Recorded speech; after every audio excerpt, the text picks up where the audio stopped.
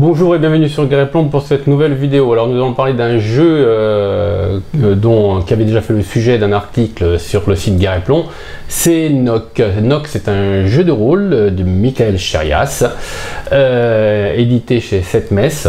Alors c'est un jeu post-apocalyptique, comme vous avez pu le voir. Alors si vous voulez avoir des détails un peu plus précis sur ce qu'est le jeu, je vous invite à vous rendre sur Greyplon et à consulter l'article que vous voyez ici écrit en dessous en surimpression sur la vidéo.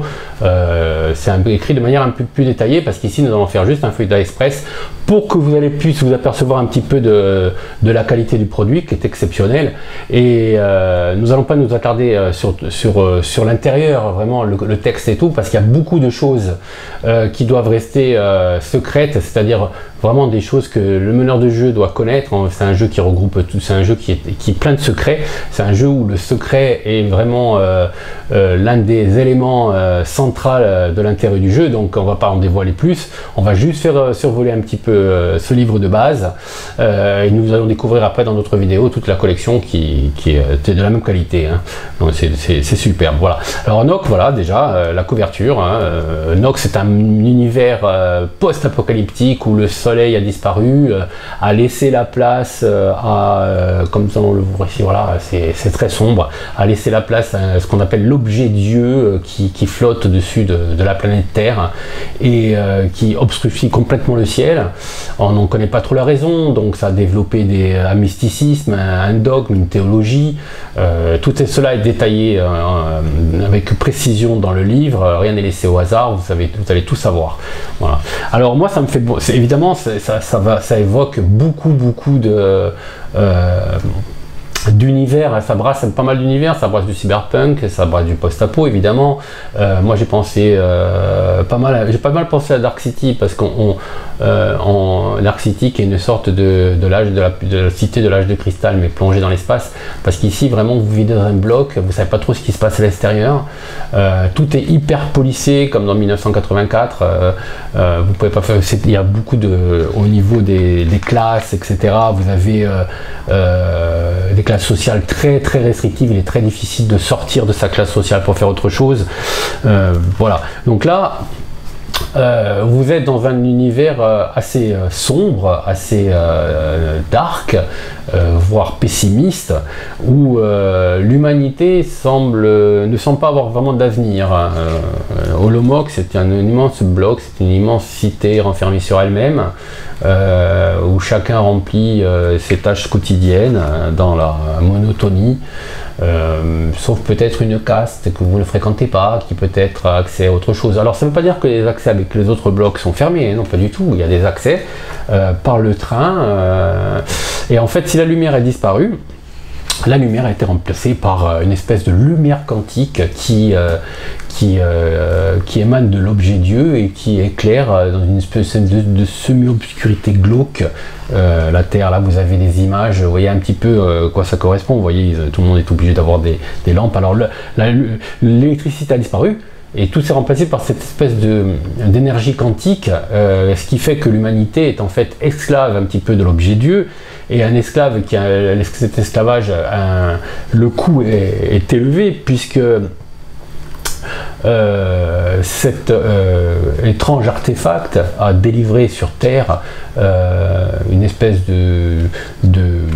disons de crépuscule à base de fiel. Il y a beaucoup enfin c'est difficile à expliquer sans trop en dévoiler, mais ça contamine les hommes petit à petit, ça les pervertit, ça les mute, ça les rend plus ou moins fous, et le système de jeu prend en considération tout cela, c'est-à-dire qu'au fur et à mesure, un peu comme dans l'appel de Cthulhu, au fur et à mesure que vous acquérez des connaissances, vous devenez un peu fou, voire complètement fou, aliéné. Ici c'est un petit peu pareil, vous êtes perverti au fur et à mesure que vous avancez dans le jeu par ce fiel, et qui petit à petit, on en parle justement ici, par ce fiel qui petit à petit vous pervertit, insinue de la noirceur en vous. Voilà, les noirceurs, c'est à la fois des altérations physiques très peu visibles au début, mais aussi psychologiques. Voilà. Donc là, vous avez comment est composé un bloc. Ah ouais, c'est ce qu'elle avait dit dans la critique, c'est écrit petit quand même. Hein. Alors ne vous étonnez pas, j'ai fait un gros plan, etc. Mais c'est écrit vraiment petit, mais bon, ça reste lisible hein, parce que la police est agréable.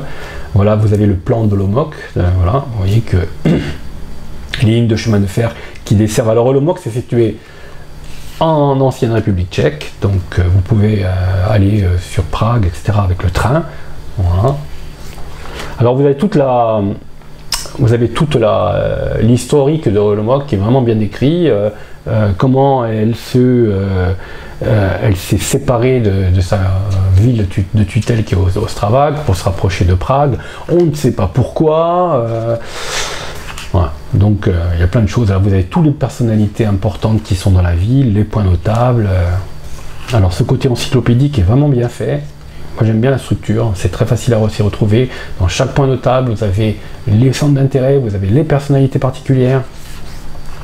Alors évidemment c'est très policé, hein, donc imaginez 1984, hein, voilà, vous êtes en plein dedans, donc là vous avez un univers policé où tout le monde s'espionne. Le centre, alors évidemment il y a des quartiers plus chics que d'autres, forcément. Tout le dessous est un espèce de cloaque rempli de fiel, mais qui est indispensable parce qu'il y a toute la machinerie qui fait marcher l'énergie quantique qui alimente la ville. Il y a plein de choses à découvrir. Franchement, c'est très bien foutu. On devine de suite les influences, évidemment, avec Michael Charias et son équipe. Hein, on est vraiment dans un univers autocratique, voire dictatorial, voire le diktat justement, où les joueurs seront amenés petit à petit à enlever les papiers peints qui couvrent un peu cette société et cet univers pour découvrir ce qui se cache derrière. Voilà. Je vous en dis pas plus. Voilà, le diktat, la société, le directoire, le complexe. Alors on passe vite parce qu'il y a des choses qu'évidemment les joueurs quand ils démarrent ils ne savent pas. Voilà. Alors voilà, il y a beaucoup de textes, il n'y a pas énormément d'illustrations, mais il y en a suffisamment pour se mettre un petit peu dans l'esprit. Hein. Voilà. Voilà. Les magistratures. Vous voyez on est habillé comme au XXe siècle. Hein. Il y a un petit côté film noir aussi que j'aime bien. Il y a du côté hard-boiled aussi quand vous faites vos enquêtes. Franchement. L'effort, le travail à production, voilà, on est une espèce de paracommunisme. Voilà. D'ailleurs, bon, cette illustration est évocatrice. Hein. Voilà, le secteur privé, ça fait penser aux années 50, évidemment. Hein. C'est un peu chronique aussi. Voilà, donc là vous avez, voilà l'ambiance dans laquelle évoluent les joueurs. Ah mais c'est fantastique. Si vous êtes un peu dépressif, je ne sais pas si vraiment c'est un jeu qu'on peut vous conseiller. Hein. Alors là, vous avez les ouvriers, la notion d'effort. Alors il y a plein de notions comme ça, hein, un petit peu comme dans tous les régimes autoritaires, un dogme avec des valeurs à respecter, voilà, l'intégrité. Hein. Alors l'intégrité, il y a aussi ça inclut pas mal de dérives, hein, voilà, hein. Voilà, comme la délation par exemple, voilà, pourquoi pas, voilà.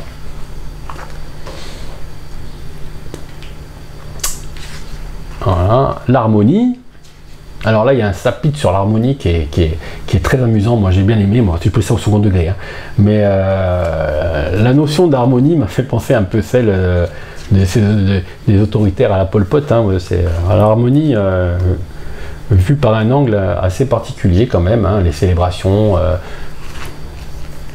Voilà, là on pénètre un petit peu dans les mystères quantiques de l'univers.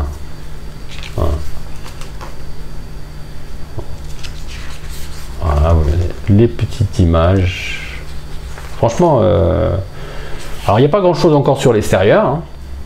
Le progrès, la science et la technologie, alors là vous avez tout, comment on a remplacé l'électricité et comment l'énergie quantique est manipulée, etc. Comment ça marche. Voilà. Comment on émène de la chaleur, de la lumière. Et tous les services qui s'occupent de ça. Le progrès. Alors chaque département est détaillé, hein. Chaque département différents ministères qui gèrent la ville est détaillé précisément. Voilà. Les urbanismes et infrastructures, c'est un autre département. Les illustrations sont peut-être pas très nombreuses, mais elles sont superbes. Voilà comment est découpée la ville. Vous voyez que dessous, il y a tout un système de machinerie. Alors on n'est pas dans la magie, hein, c'est vraiment une énergie extraterrestre, une énergie quantique, mais qui sème aussi le malheur. Alors en fait, c'est un peu comme il y a une espèce de métaphore, enfin je ne sais pas si elle est volontaire ou pas, avec l'énergie nucléaire, c'est-à-dire que ça contribue à faire avancer la science, à la survie de l'humanité, à avoir toujours de l'énergie, mais avec le risque que cela amène des mutations, etc. Bon là on est vraiment dans la caricature forte, hein, parce que on va bien au-delà. Voilà le train. Alors les trains sont blindés, etc. parce qu'à l'extérieur, évidemment, à l'extérieur des blocs, si on a construit un bloc avec des murs, ce n'est pas pour rien. Hein. C'est qu'à l'extérieur, il y a un monde, un univers pas très connu. Déjà, entre les deux blocs, à la limite de bloc, il y a tous les ouvriers, il y a tous les gens les parvenus, enfin bon, disons qu'il y a tout un espèce d'univers sociétal un peu particulier avec les agriculteurs, etc. Voilà.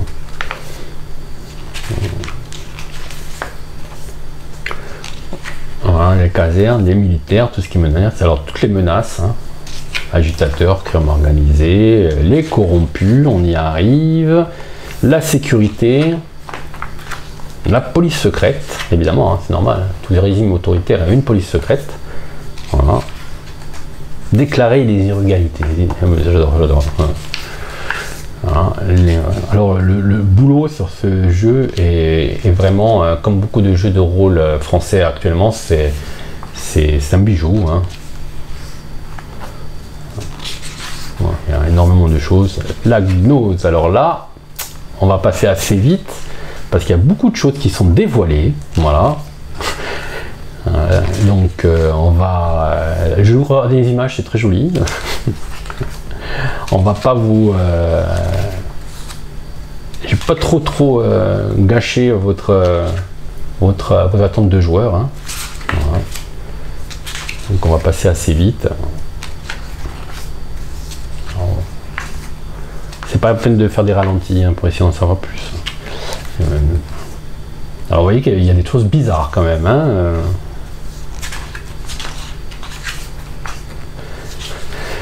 Il faut savoir que le monde à l'extérieur est très dangereux, mais il n'y a pas que le monde à l'extérieur qui est très dangereux, puisqu'à l'intérieur, tout ce qui est la noirceur s'incruste un petit peu partout et transforme les gens petit à petit.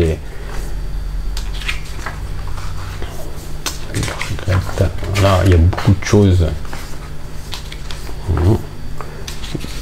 Les différentes configurations, toutes les sectes, tous les trucs. Voilà. Là, on va passer vite. Voilà. Nocturne. Alors, Nocturne, c'est le système de règles. Il s'appelle le système Nocturne. C'est un système assez simple, en fait, qui est basé sur des talents. Et chaque personnage est défini par des talents. Ces talents, ça va de -1 à 4. Bon, -1, c'est vous y comprenez absolument rien. Hein. Et 4. Donc, tout se résout à base d'un jet de dés. Alors, quand vous lancez le dé par rapport à une difficulté.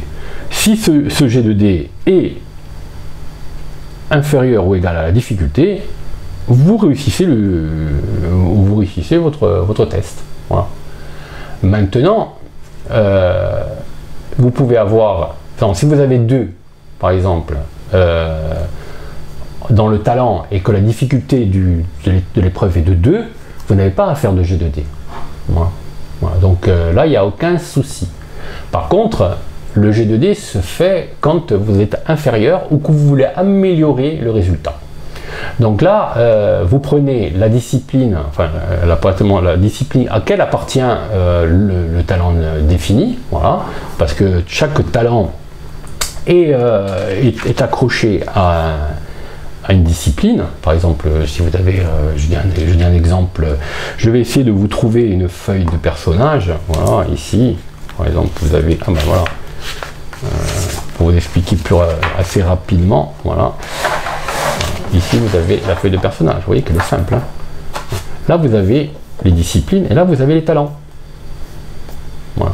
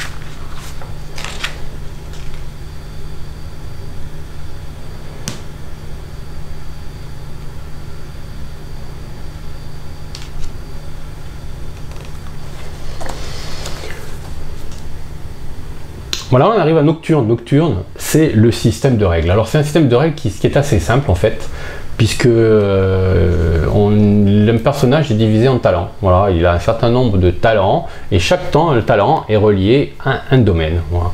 Donc si vous voyez la feuille de personnage par exemple sur la fin, le domaine de chaque talent, vous l'avez ici par exemple. Voilà. Voilà, vous avez ici le domaine et les talents qui sont liés. Donc quand vous faites vous devez faire quelque chose, vous vérifiez si le talent est équivalent. Alors les talents, ça va de -1 où vous êtes archi nul jusqu'à 4 où là vous êtes au top. À la difficulté de l'action, pour réparer une voiture par exemple, la difficulté de réparer une voiture, il faut voir un peu le talent qui est concerné.